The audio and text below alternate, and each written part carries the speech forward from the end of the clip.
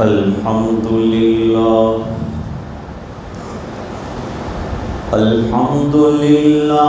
الذي لم يزل ولا يزال حيا قيوما سميعا قديرا مدبرا بصيرا ونشهد أن لا إله إلا الله وحده لا شريك له ونشهد أن سيدنا ومولانا محمدا عبده ورسوله صلى الله تعالى عليه وعلى آله وأصحابه وأزواجه وبارك وسلم تسليما كثيرا كثيرا. أما بعد فأعوذ بالله من الشيطان الرجيم. بسم الله الرحمن الرحيم. فبما رحمة من الله لنت لهم ولو كنت فظا غليظ القلب لانفضوا من حولك. صدق الله العظيم. اللهم صل على سيدنا محمد وعلى آل سيدنا محمد وبارك وسلم.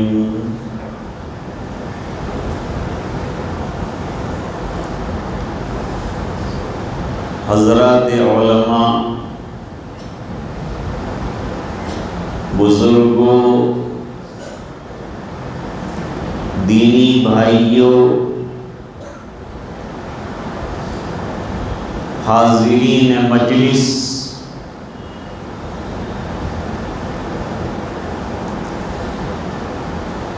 کل گزشتہ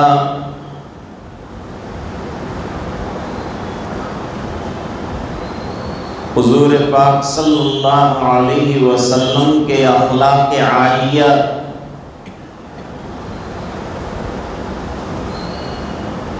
اور تعلیمات اخلاق عظیمہ کے نتیجے میں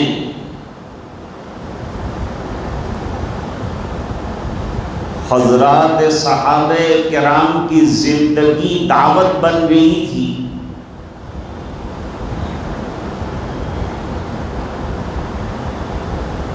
ایک ہوتا ہے کسی کو کہہ کر دعوت دینا، ایک عملی طور پر دعوت ہوتی ہے کہ ہمارا عمل بھی سامنے والے کے لیے دعوت بن جائے.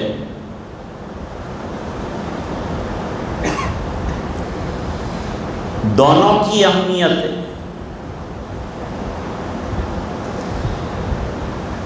زبان سے بھی کہنا ہے حقانیت اسلامیہ کو، اور دین حق کی دعوت زبان سے بھی دی جائے گی.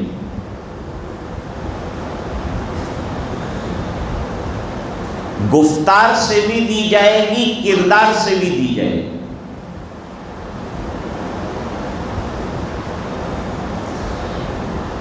انبیاء کرام کی دعوت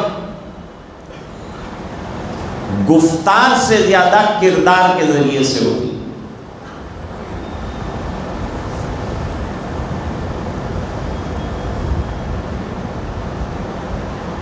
یہ آیت کریمہ جو پڑھی، اس میں بتلایا کہ اللہ کے فضل و کرم سے اللہ نے آپ میں شفقت اور نرمی رکھی. دعوت کا کام نرمی اور شفقت کے ساتھ ہوتا ہے، سختی کے ساتھ نہیں ہوتا.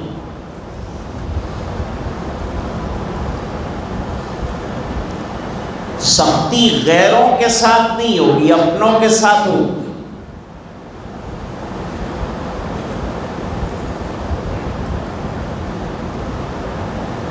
مسجد نبوی شریف میں چونکہ مسجد بالکل کچی تھی، نیچے فرش بھی نہیں تھا، چٹائیاں بھی نہیں تھی، مٹی تھی،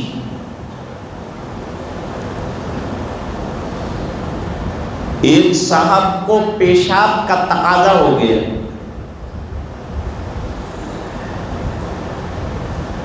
تو وہ ایک کنارے پر بیٹھ گیا اور اس نے پیشاب کرنا شروع کیا۔ صحابہ کرام دوڑے، اللہ کے گھر میں پیشاب کر رہا ہے، گندگی پھیلا رہا ہے۔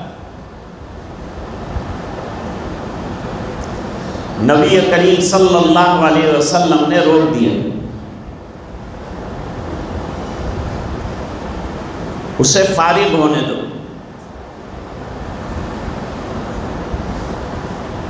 علماء نے لکھا کہ اس کی دو وجہ تھی۔ نبی کا ہر کام بصیرت اور حکمت والا ہوتا ہے۔ ایک وجہ تو یہ ہے کہ جاری پیشاب کے درمیان مسجد میں دوڑے گا تو ہر جگہ ملوث کر دے گا، مسجد کو ناپاک کر دے گا، اس لیے وہیں رکا رہے تو نجاست وہیں ٹھہری رہے۔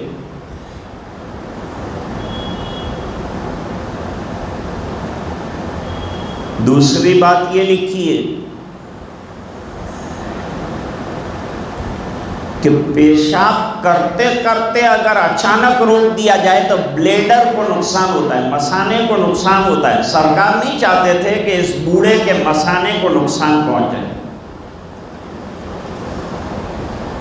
مسجد کی پاکی بھی مد نظر تھی، دین کی دعوت بھی ضروری تھی، اور اس کی صحت کا خیال بھی رکھنا تھا۔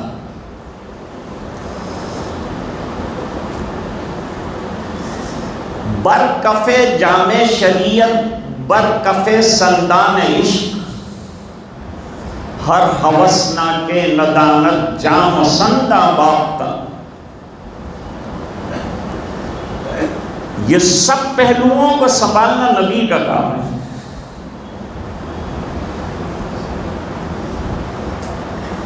جب وہ فارغ ہو گیا تو اس کو بلایا گیا،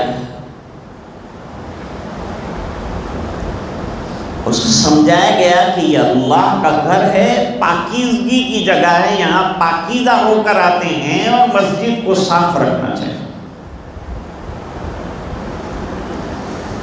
اتنے پیار سے سمجھایا کہ وہ قبیلے میں جا کر اس نے تعریف کی اور بہت سے لوگ مسلمان ہوئے۔ اس کے مقابل میں ایک اور حدیث شریف ہے، بخاری میں ہے، حضرت امام بخاری رحمۃ اللہ علیہ نے مسجد کے آداب میں 57 باب قائم کیے ہیں۔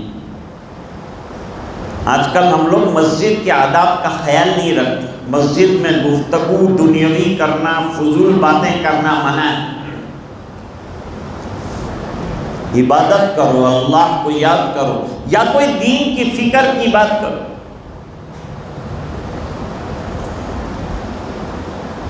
مسجد کے قبلہ رخ میں نبی کریم صلی اللہ علیہ وسلم نے بلغم یا ناک کی ریزش دیکھی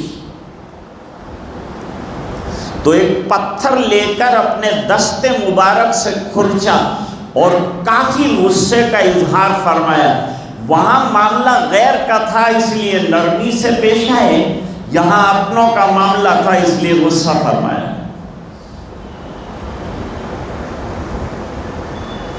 اللہ نے نبی کریم صلی اللہ علیہ وسلم کو جو خصائص عطا فرمائے ہیں ان میں سے ایک خوبی یہ ہے کہ آپ کو 1 مہینے تک کی دوری کا رعب دیا ہے۔ ہوتا ہے نا کسی اللہ والے کا رعب پڑتا ہے، دلوں پر ایک اثر ہوتا ہے، اس کا نام رعب ہے۔ سرکار کی شخصیت کا اثر 1 مہینہ دور کی مسافت پر جو لوگ ہیں ان پر بھی ہوتا ہے،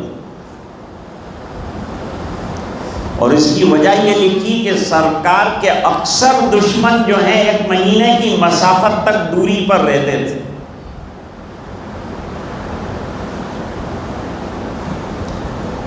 اتنے رعب کے باوجود جو ایمان قبول کر لیتا تھا اور حضور کو دیکھ لیتا تھا وہ سرکار کا گرویدہ اور عاشق ہو جاتا تھا.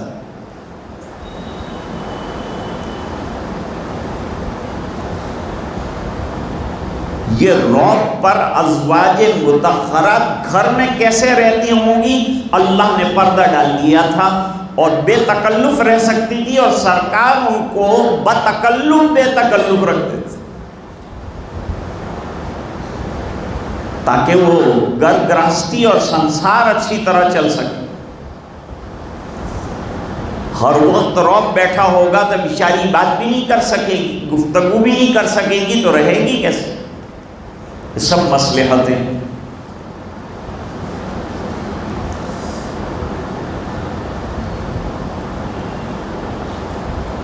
اب دیکھیے، کل تو حضرت خبیب رضی اللہ تعالیٰ عنہ کے اخلاق عالیہ کے سلسلے میں ہم نے گفتگو کی تھی. یہ اخلاق سیکھے کہاں سے ہیں؟ تاجدار مدینہ جناب رسول اللہ صلی اللہ علیہ وسلم کی درسگاہ سے سیکھیں. یتیمیں کہ نا کردہ قرآن درست، کتب خانہ چند ملت بشش. وہ در یتیم کہ جس کو قرآن یعنی پڑھنا لکھنا نہیں آتا تھا، اس نے لا کے دنیا کو ایسی کتاب عطا فرمائی کہ جس نے دنیا کے کتب خانوں کو دھو ڈالا. اللہ نے یہ کمال عطا فرمایا. قرآن کریم جو ہے نا وہ مینار نور ہے، شمع ہدایت ہے.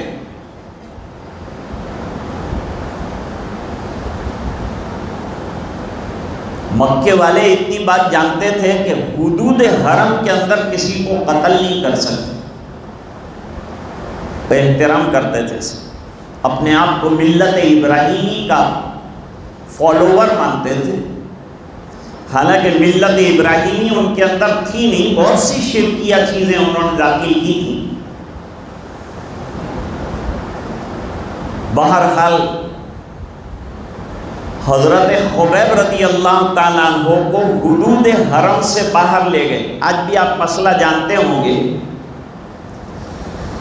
کہ حدود حرم میں قتل و غارت گری نہیں ہو سکتی ہے، درخت کو نہیں چھیڑا جا سکتا ہے، کانٹا نہیں چھیڑا جا سکتا ہے. حدود حرم میں شکار نہیں کیا جا سکتا ہے. یہ سب موانع ہیں، ہم کو علم حاصل کرنا چاہیے. ایک صاحب حج میں گئے، بہت عرصے سے تمنا تھی کہ حج میں جاؤں، تو گئے. جب طواف کے 7 چکر پورے ہو گئے تو میں نے ان سے کہا کہ اب جو ہے آپ 2 رکعت طواف کی ادا کر لیجیے، اپنا طواف ختم ہو گیا.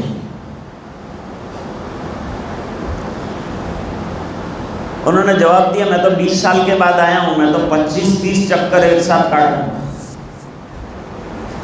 میں نے کہا بھائی ایسا نہیں، مسئلہ یہ 7 چکر پر ایک طواف مکمل ہوتا ہے اور اس کے بعد جو ہے 2 رکعتیں ادا کی جاتی ہیں، اور آپ نے جو ہے عمرے کا احرام باندھا ہے تو آپ کو آگے صفا مروہ کی سعی کرنی.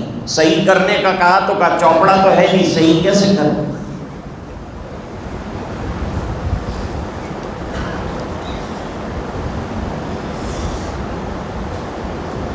حدود حرم سے باہر نکالا حضرت خبیب رضی اللہ تعالیٰ عنہ کو.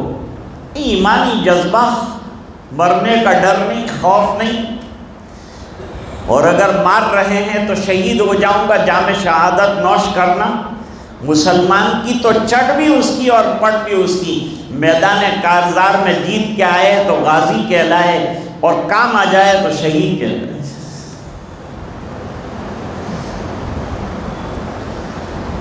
اب مشرکین نے آخری تمنا پوچھی کہ ابھی تم کو سولی پر چڑھ جانا ہے، ہم قتل کر دینے والے ہیں، آپ کی آخری تمنا ہم پوری کرنے کے لیے تیار۔ آخری تمنا کیا ہے؟ اب بیوی سے ملاقات، وائف سے جس کے ساتھ لائف گزاری، اس کے ساتھ ملاقات مطلوب ہے؟ نہیں۔ کوئی اچھی ڈش کھانے کی، وہ کھلائی جائے؟ اب فرمایا نہیں۔ کیا چاہتے ہیں؟ کہا میری ایک آخری تمنا ہے، وہ پوری ہونے دو۔ وہ آخری تمنا یہ ہے کہ اللہ کے حضور حاضری سے پہلے میں جمین نیاز اللہ کے سامنے جھکانا چاہتا ہوں، 2 رکعت پڑھنے کا مجھے موقع دیا جائے۔ آخری تمنا اگر فرمائی تو نماز کی فرمائی۔ نماز معمولی چیز ہوتی نا تو کوئی اور چیز کی تمنا کرتے، لیکن سب سے اہم ان کے نزدیک نماز ہے، اس بنا پر تمنا جو فرمائی تو نماز کی فرمائی۔ اور نماز موت کے ڈر کے بغیر اللہ کے ساتھ پوری توجہ اور عنابت کے ساتھ 2 رکعتیں ادا فرمائی، نہایت اطمینان کے ساتھ، اور فرمایا اگر مدینہ ہوتا تو 2 رکعتوں میں میری رات ختم ہو جاتی۔ لیکن تم سمجھو گے کہ زندگی کو طویل کرنے کے لیے میں نماز طویل پڑھ رہا ہوں، تمہارے اس تانے سے بچنے کے لیے میں ایسا کر رہا ہوں۔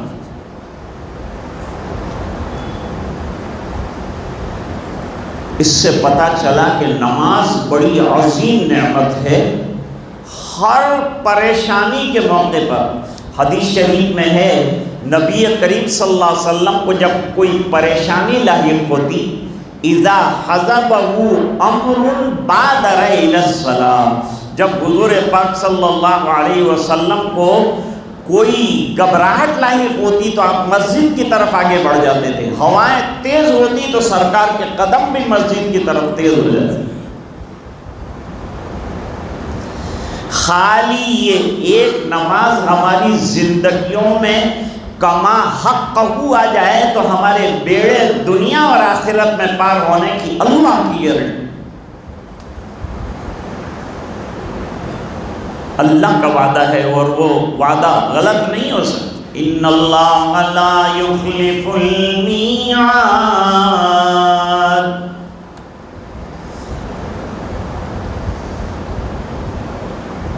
لشکر چل رہا تھا اسلام کا،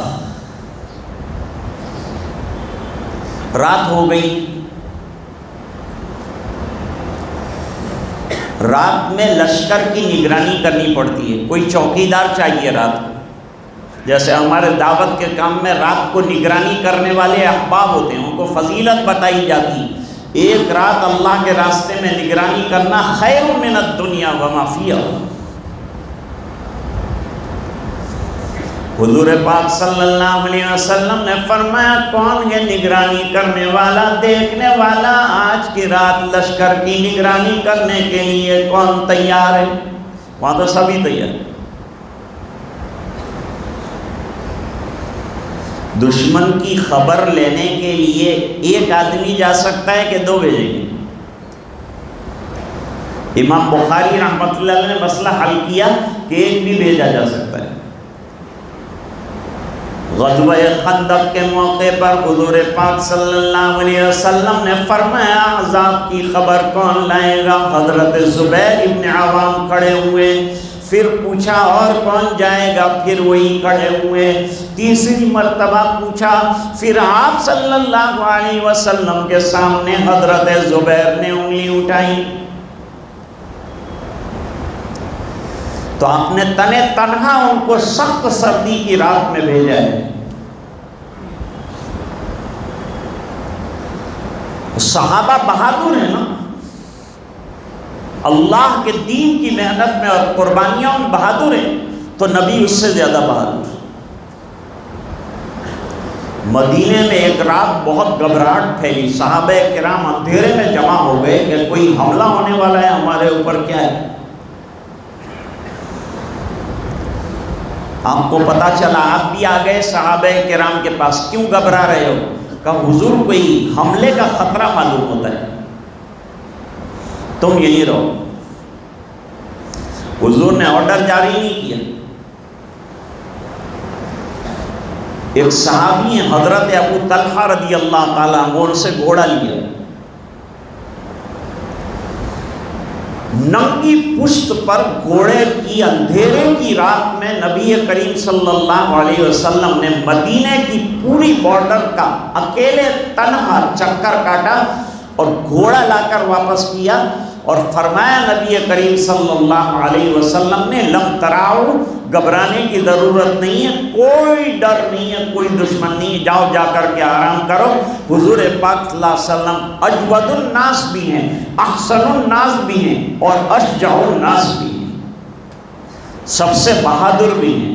اور گھوڑا واپس کرتے ہوئے تعریف کی، جب دیا تھا گھوڑا تو انہوں نے کہا تھا کہ حضور یہ چلتا نہیں ہے ٹھیک سے، اس کو لے کے کیسے جائیں گے؟ نبی کریم صلی اللہ علیہ وسلم نے بڑا زبردست جملہ استعمال فرمایا، وجدناہ بحرا، ہم نے اس کو سمندر کی طرح رواں دواں پایا، اور اس کے بعد سے وہ گھوڑا ایک دم تیز رفتار ہو گئی، ایک مرتبہ سرکار بیٹھ گئے، بات ختم ہو۔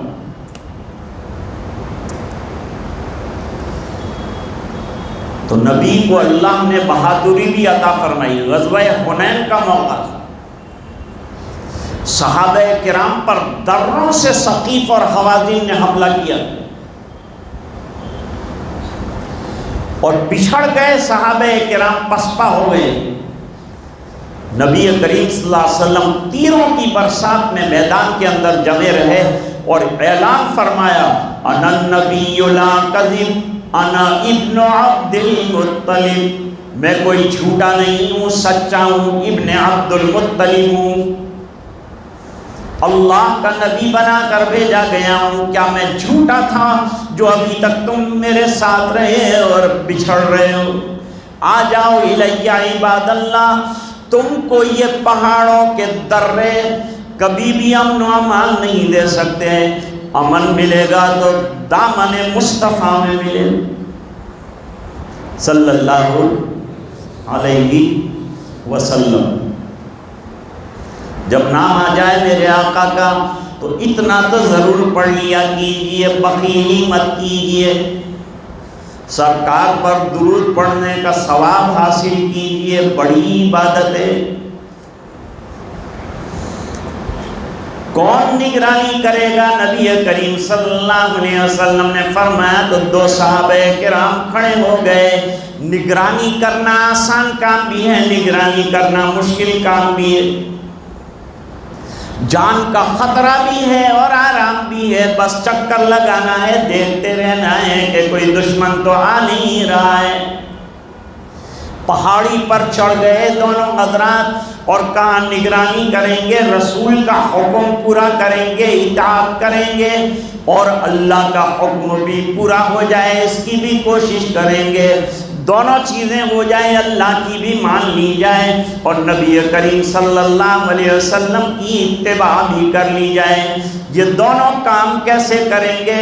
جب کرنے کا مزاج بنتا ہے تو اللہ راغب ہو جاتا ہے۔ جب آدمی گناہوں سے بچنا چاہے گا تو اللہ تعالیٰ گناہوں سے بچنے کی راہیں نکالے گا، اور ڈھیلا ڈھالا رہا تو نفس اس کے اوپر غالب آ جائے گا، اور جس نے اپنی خواہشات کو کنٹرول میں کر لیا نا، اس کو تو ایک نہیں اللہ فرماتے ہیں دو دو باغات میں عطا کرو۔ قرآن کریم میں ہے، ہم لوگ قرآن کریم کا مطالعہ نہیں کرتے۔ وَلِمَنْ خَافَ مَقَامَ رَبِّهِ جَنَّتَانِ، جو اللہ کے سامنے کھڑے ہونے سے ڈرا، خواہشات نفس کو کنٹرول میں رکھا، تو فرماتے ہیں کہ اسے دو باغات عطا کیے جائیں گے۔ ایک کتاب پڑھ رہا تھا، اس میں ایک واقعہ دیکھا،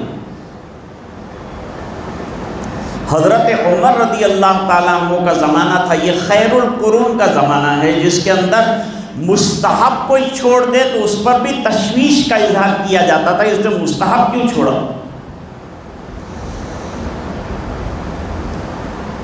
ایک نوجوان تھا. نوجوانوں اپنی جوانی کو سنبھالو،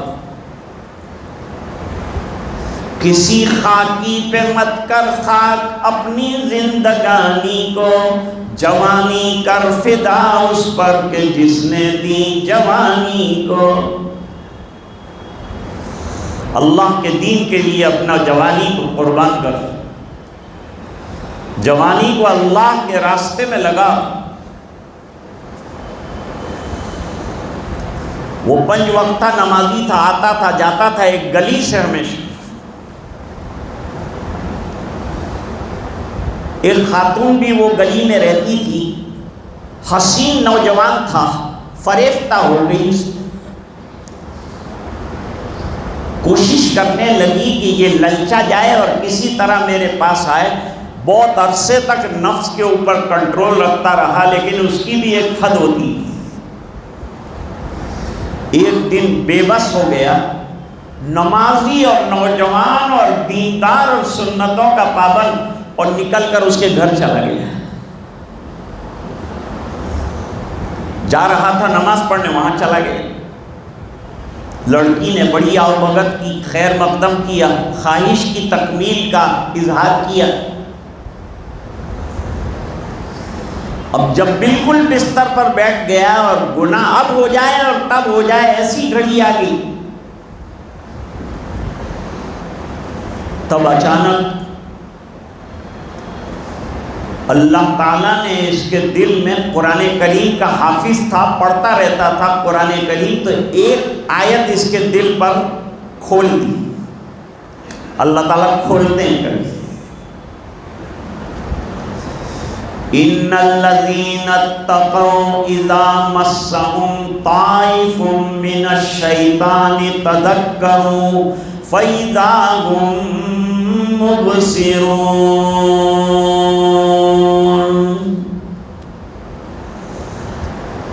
وہ لوگ جو تقوی والے ہیں، اللہ سے ڈرنے والے ہیں، جب شیطانوں کے دل کو چھو کر جاتا ہے تو اچانک ان کی آنکھ اللہ کی طرف سے کھول دی جاتی ہے اور گناہوں سے بچا لیا جاتا ہے. چونک گیا، آیت بار بار پڑھتا تھا. وہ لڑکی کہتی تھی اپنا آرزو اور تمنا پوری کر لو. وہ روتا رہا، آیت پڑھتا رہا، یہاں تک کہ عورت کے بستر پر اس کا انتقال ہو گیا. حضرت عمر رضی اللہ عنہ کا زمانہ ہے. جنازہ اٹھا لیا گیا، اس کے گھر لے گئے، نہلایا دہلایا، جنازہ پڑھا دیا گیا اور دفنا دیا گیا. حضرت عمر رضی اللہ عنہ کے دربار میں اس کا تذکرہ ہو کہ نوجوان گیا تھا بدکاری کرنے کے لیے، لیکن قرآن کریم کی آیت نے اس کو گناہ سے ایسا بچایا کہ اس نے ڈرتے ڈرتے اللہ کے ڈر سے جان دے دی، چلا گیا دنیا سے. چلو اس کے قبر پر جائیں، فاتحہ خوانی کریں. حضرت عمر رضی اللہ تعالیٰ عنہ صحابہ کرام کو لے کر قبرستان گئے اور جا کر اس نوجوان کو قبر پر خطاب کیا. اے نوجوان، تو نے اللہ کے ڈر کی وجہ سے زنا جیسے گناہ سے اپنے آپ کو بچا لیا، اللہ نے تیری حفاظت فرمائی، تو مجھے امید ہے کہ تجھے اللہ تعالیٰ جنت میں 2 باغات عطا فرمائیں گے. جنت کے معنی باغ کیا ہیں؟ 2 باغ دیں گے، 1 جنت نہیں 2 جنتیں دیں. اور قرآن کریم کی آیت دلیل کے طور پر سناتے ہوئے ارشاد فرمایا وَلِمَنْ خَافَ مَقَامَ رَبِّهِ جَنَّتَانِ.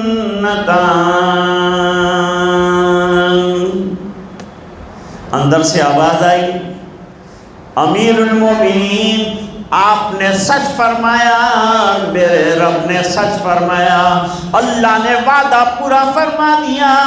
جیسے ہی انتقال ہوا مجھے 2 باغات عطا فرما دیے.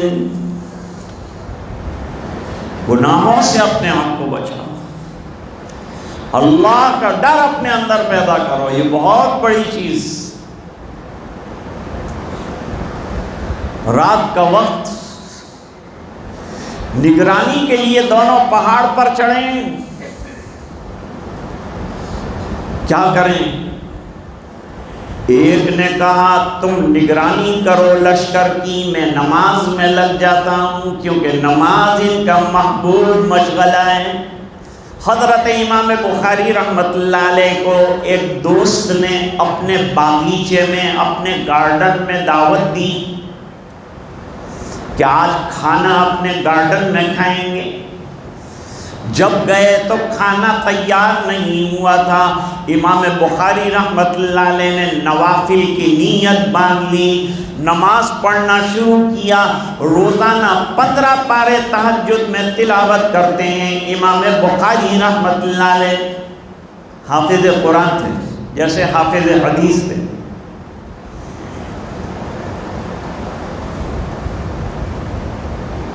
لمبی نماز پڑھنے کے بعد ایک دم سے اپنا کرتا اٹھایا اور کہا دیکھو بھائی اندر کیا ہے؟ دیکھا تو اندر ایک بچھو تھا جس نے 16 جگہ پر ڈنک لگایا تھا۔ تو شاگردوں نے کہا حضرت جلدی نماز ختم کر دیتے نا۔ فرمایا نماز کیسے ختم کروں، میں نے جو سورج شروع کر رکھی تھی وہ اجازت نہیں دیتی تھی، ڈنک برداشت کر سکتا ہوں، نماز کو حرف نہیں آ سکتا۔ سیدنا عبد القادر جیلانی رحمۃ اللہ علیہ کے واقعات میں لکھا ہے، بہت لمبی سیرت ہے حضرت۔ فرمایا جس کی نماز نہیں وہ کاہے کا مسلمان ہے؟ یہ تو ہمارا امتیاز ہے، یہ ہماری پہچان ہے۔ اے لڑائی میں اگر آ گیا وقت نماز، قبلہ رخ ہو کے زمین بوس ہوئی قوم حجاز، ایک ہی صف میں کھڑے ہو گئے محمود و ایاز، نہ کوئی بندہ رہا نہ کوئی بندہ نواز۔ غوث اعظم سیدنا عبد القادر جیلانی رحمۃ اللہ علیہ نے فرمایا ولایت کا اور اللہ والے بننے کا پہلا نسخہ اور پہلا زینہ تہجد کی نماز۔ تہجد کے کیا معنی؟ نیند میں سے اٹھ کر وضو بنا کر نماز کے لیے مصلی پر کھڑے ہونا، نیند سے اٹھنا یہ مشکل کام ہوتا ہے نا، گہری نیند اس میں سے اٹھنا، اس لیے اجر بھی تہجد کا نفلی نمازوں میں سب سے زیادہ ہے۔ تہجد کے لیے کھڑے ہوئے، اس زمانے کے اعتبار سے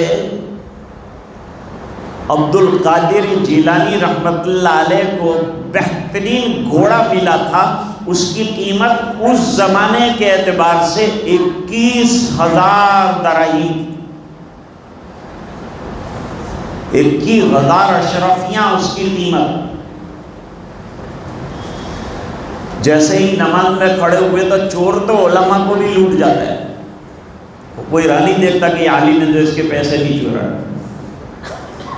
موبائل بھی چورا کے لے جائے گا اگر غافل ہوئے۔ وہ یہ نہیں سوچے گا کہ مولانا کا موبائل۔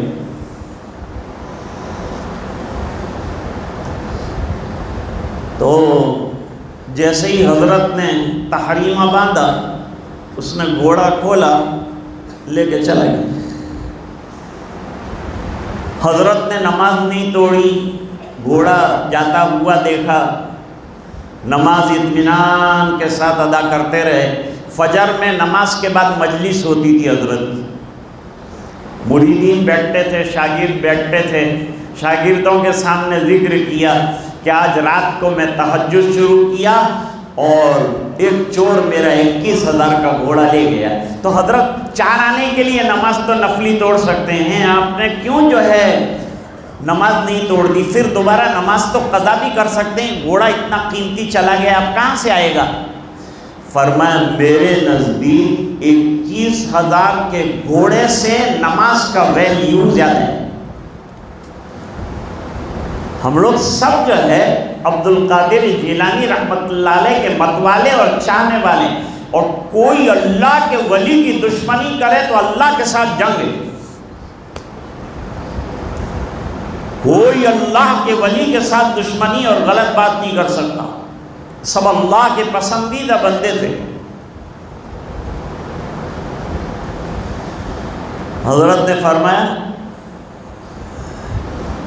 میں اللہ کی عبادت میں اور اللہ کا حکم پورا کرنے میں لگا تھا، تو مجھے یہ یقین ہے کہ جو اللہ کا کام کرتا ہے اللہ بھی اس کے کام بنا دیتے ہیں، تو مجھے یقین ہے کہ میرا گھوڑا واپس آئے گا۔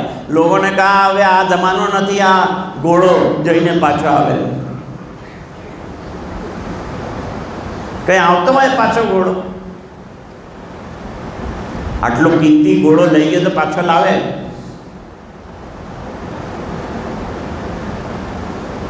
عبد القادر جیلانی رحمۃ اللہ علیہ نے فرمایا اس ذات پر بھروسہ رکھو، یہاں آئے ہیں کائے کے لیے؟ اللہ پر بھروسہ سیکھنے کے لیے آئے ہیں، جو ہوتا ہے اللہ سے ہوتا ہے، جو کرتے ہیں اللہ کرتے ہیں، وہ سیکھنے کے آئے ہیں، اور اسباب پہ اتنا بھروسہ، مسبب الاسباب کو بھول رہے ہو؟ اللہ کے لیے کیا مشکل؟ یہ گھوڑا واپس کرنا اللہ کے لیے کیا مشکل ہے؟ 3 دن کے بعد مجلس چل رہی تھی اور وہ چور آیا، گھوڑا لے کے آیا، نکیل ہاتھ میں تھی، اس نے لا کر کے گھوڑے کو مسجد کے سامنے دالان تھا اس کے اندر باندھ دیا اور آ کر سلام کیا، حضرت معاف کیجئے میں آپ کا گھوڑا لے گیا تھا لیکن یہ گھوڑا میرے کام کا نہیں ہے۔ کیوں؟ کہا میں تو اس پر سوار ہو نہیں سکا، یہ 3 دن میرے اوپر سوار رہا، اس لیے آپ ہی سنبھال لو۔ خواجہ صاحب نے فرمایا دیکھا اللہ کی ذات پر بھروسہ کرے آدمی، عبادتیں کرے، اللہ کا ہو جائے، من کان للہ کان اللہ لہ، جو اللہ کا ہو جاتا ہے اللہ بھی اس کے ہو جاتا ہے۔ ہم لوگ اللہ والوں کو مانتے ہیں لیکن ان کی باتوں کو نہیں مانتے، اور ان کے طریقوں پر جو زندگی میں عمل کرنا چاہیے تھا وہ نہیں کرتے ہیں۔ سجادہ نشین کس کو کہتے ہیں؟ وہ جس کو پیر صاحب نے مصلی دے دیا اور اس پر بٹھا دیا کہ تجھے جو لینا ہے اللہ سے لینا ہے اور جو مانگنا ہے اللہ سے مانگنا ہے، اور تیری حکومت یہی ہے۔ خدا کی یاد ہے طاقت ہماری، مصلی ہے ہمارا تخت شاہی۔ لو بھائی ہمارا تخت شاہی مصلی ہے، ہماری فوج ہے اخلاق حسنہ، ہمارا حسن ہے ترک مناہی۔ اخلاق حسنہ اپنے اندر پیدا کرو، یہ ہماری فوج ہے، اور گناہوں سے اپنے آپ کو بچاؤ۔ مٹکا آپ نے پانی سے بھرا اور نیچے سے سوراخ اچھا خاصا کر دیا تو پانی رہے گا کیا اندر؟ وہ تو گر جائے گا، ختم ہو جائے گا۔ اسی طریقے سے ہم نیکیاں کر کے اسے ضائع نہ کریں بلکہ اس کو بچانے کی فکر کریں کہ گناہ نہ ہونے دیں اپنی زندگی میں، گناہ سے اپنے آپ کو بچانا، اور گناہوں سے بچنے کی اللہ سے دعا بھی کیا کہ اللہ ہمیں گناہوں سے محفوظ فرما دیجئے، کیونکہ توفیق اسی کی طرف سے ہوتی ہے نا۔ تو اب وہ 2 حضرات پہاڑ کے اوپر چڑھ گئے، ان میں سے ایک نے کہا کہ میں نگرانی کرتا ہوں، آپ نماز پڑھ لیں۔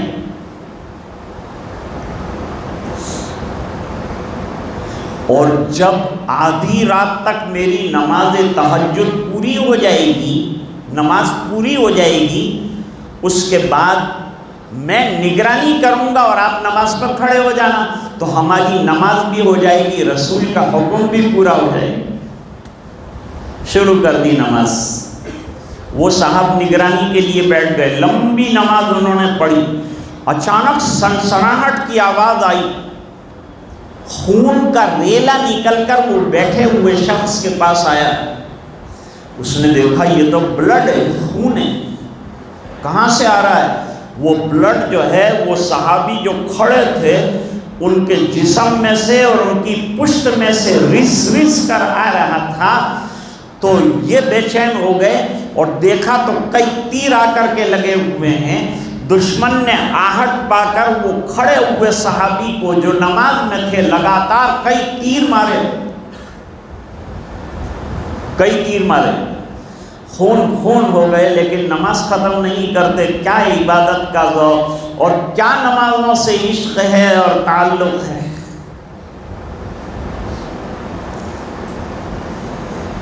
امام اعظم ابو حنیفہ رحمۃ اللہ علیہ کو اللہ نے بڑی بصیرت عطا فرمائی۔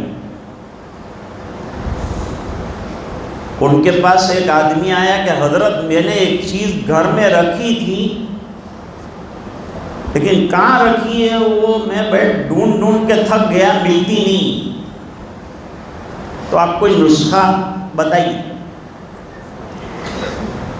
امام اعظم ابو حنیفہ رحمۃ اللہ علیہ نے فرمایا کہ اچھی طرح وضو کر کے 2 رکعت نماز شروع کر، انشاءاللہ نماز کے بعد چیز مل جائے گی۔ امام صاحب جانتے تھے کہ شیطان جو ہے نا وہ بڑا خطرناک وسوسے ڈالنے والا ہے، اس بنا پر جیسے ہی یہ نماز پڑھے گا کہ وہ وسوسہ اندازی شروع کرے، اور وسوسے میں یہ بھی آئے گا کہ تیری چیز فلان جگہ ہے۔ یہ گیا بہت پریشان تھا، چیز قیمتی تھی، گم ہو گئی تھی، نماز شروع کی، ابھی تو رکوع میں نہیں گیا تھا کہ شیطان نے اس کو یاد دلایا کہ فلان جگہ تو نے چیک نہیں کیا تھا، رکوع میں سے ہی سیدھا گھر گیا، جا کر کھودا تو وہ جگہ پر اس کو اس کی چیز مل گئی۔ کہا یہ امام صاحب نے بڑا اچھا نسخہ بنا۔ چند دنوں کے بعد امام اعظم ابو حنیفہ رحمۃ اللہ علیہ کے پاس پہنچا اور جا کر کے شکریہ ادا کیا کہ آپ کا نسخہ بڑا کامیاب رہا، بہت وظیفے پڑے کچھ نہیں ہوا لیکن آپ کا نسخہ بڑا کامیاب رہا۔ کہا کیا ہوا؟ کہا جیسے ہی نماز شروع کی رکوع سے پہلے میرے کو یاد آ گیا، تو بھائی تو نے نماز پڑھی کہ نہیں؟ فرمایا جب رکوع سے مسئلہ حل ہوتا ہے تو سجدے تک جانے کی ضرورت ہے، مطلب کی نماز نہیں پڑھنی، نماز اللہ کے لیے پڑھنی۔ میرا کام نہیں بنتا تو میں نماز پڑھنا شروع کروں، فوراً گیا تو نماز بھی بھول گئی، نہیں وہاں تو اور نماز پڑھنی ہے کہ اللہ تیرا شکر ہے کہ تو نے یہاں تک پہنچا دیا، تو نے یہ نعمت عطا فرمائی۔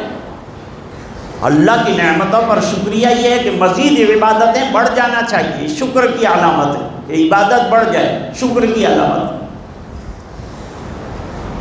اور کوئی مصیبت ہمارے لیے جو ہے پریشان کن اور عذاب والی بنی ہے، اس کی علامت یہ ہے کہ وہ پریشانی آنے کے بعد ہماری نماز چھوٹ گئی، قرآن چھوٹ گیا، تلاوت چھوٹ گئی، مسجد چھوٹ گئی، تو سمجھو کہ یہ مصیبت میرے لیے عذاب ہے۔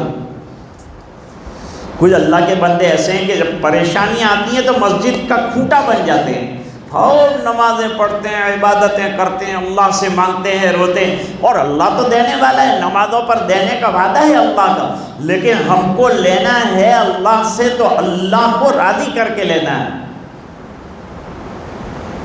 ایک شاعر حج میں جا رہا تھا، دوسرے شاعر سے ملنے گیا،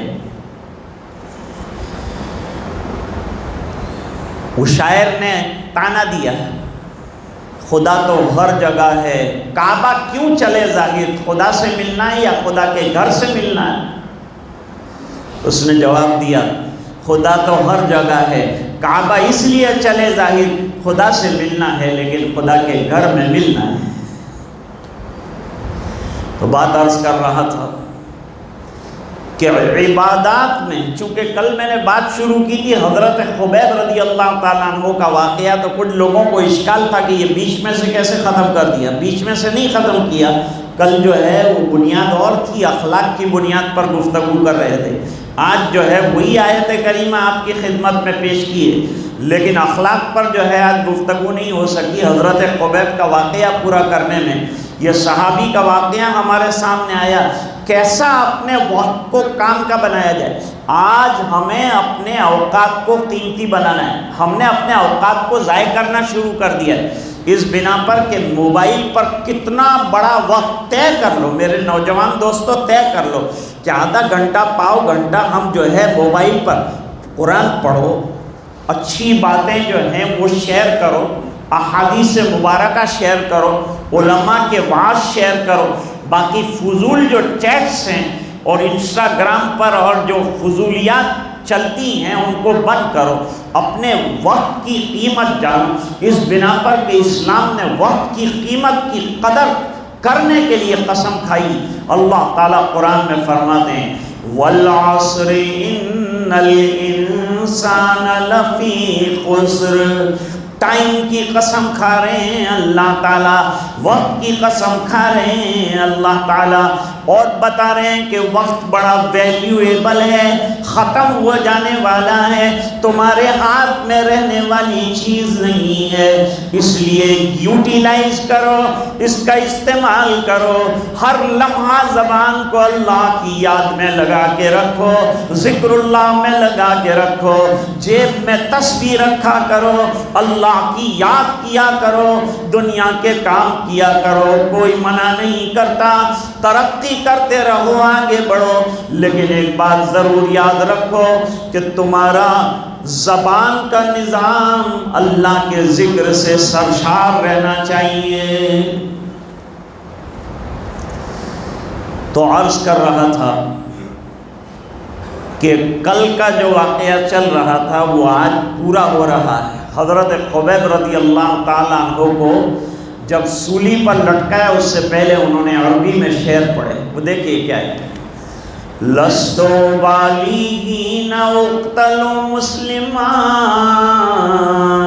علی شق کان للہ مسرعی وذالک فی ذات الالہ وإن یشاء یبارک فی اوصال شلب ممزعی۔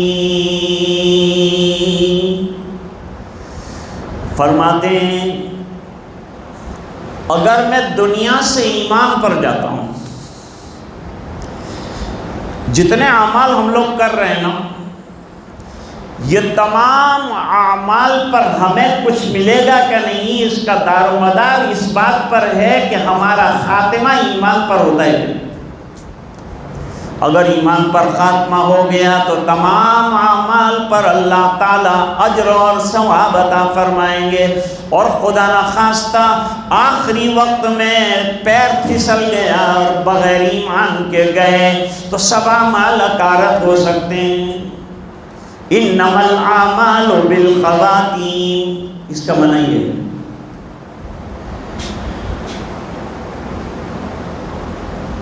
آگے چل کے فرماتے ہیں اگر اللہ کے دین پر میری موت آتی ہے، مسلمان بن کر میں دنیا سے جاتا ہوں تو مجھے کوئی پرواہ نہیں، کس کروٹ پر لٹا کر میرے ٹکڑے کر دیے جائیں مجھے پرواہ نہیں، اس بنا پر کہ اگر ایمان پر جاؤں گا تو میرے ہر ٹکڑے کو اللہ نورانی بنا دے گا۔ اللہ تعالیٰ ہم سب کو دین پر چلنے کی توفیق عطا فرمائے۔ یہ جو دو پروگرام ترتیب پائے تھے، یہ ہمارے محترم اور مکرم حاجی اسماعیل علانہ صاحب نے آپ حضرات کے لیے کوشش کر کے ہم کو حکم دیا کہ آپ کی خدمت میں حاضر ہوں اور چند کلمات جو ہیں آپ کی خدمت میں پیش کریں، تو یہ انہی کی وساطت اور توجہ سے آپ کی خدمت میں یہ چند چیزیں پیش کی۔ کل جو ہے ذکر کیا تھا، آج بھی حضرت کا حکم ہے کہ تھوڑی دیر ذکر کیا جائے اور چند لمحوں کے لیے مراقبہ کیا جائے۔ یہ مراقبہ کیا ہے اس کو سمجھنا ہے تھوڑا سا۔ مراقبہ اللہ کے دھیان میں بیٹھنے کا نام ہے۔ جیسے دکان پر گراہک کے انتظار میں کیسے بیٹھتے ہیں، اس طرح اللہ کے گھر میں تھوڑی دیر اللہ کی رحمت کے انتظار میں بیٹھنے کا نام مراقبہ ہے۔ یہ ہر مشائخ کے یہاں ہیں، حضرت تھانوی رحمۃ اللہ علیہ کے یہاں اور ہر اللہ والوں کے یہاں، سلسلہ نقشبندیہ میں، قادریہ میں، سہروردیہ میں، سب کے یہاں مراقبات ہیں۔ تو تھوڑی 3-4 منٹ کے لیے انشاءاللہ مراقبہ بھی بعد میں کر لیں گے، پھر دعا کریں گے اور اس سے پہلے ذکر کریں گے۔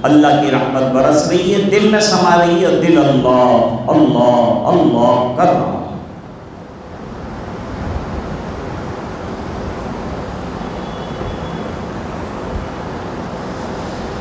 اے خفتہ دل بیدار شو بیدار شو بیدار شو،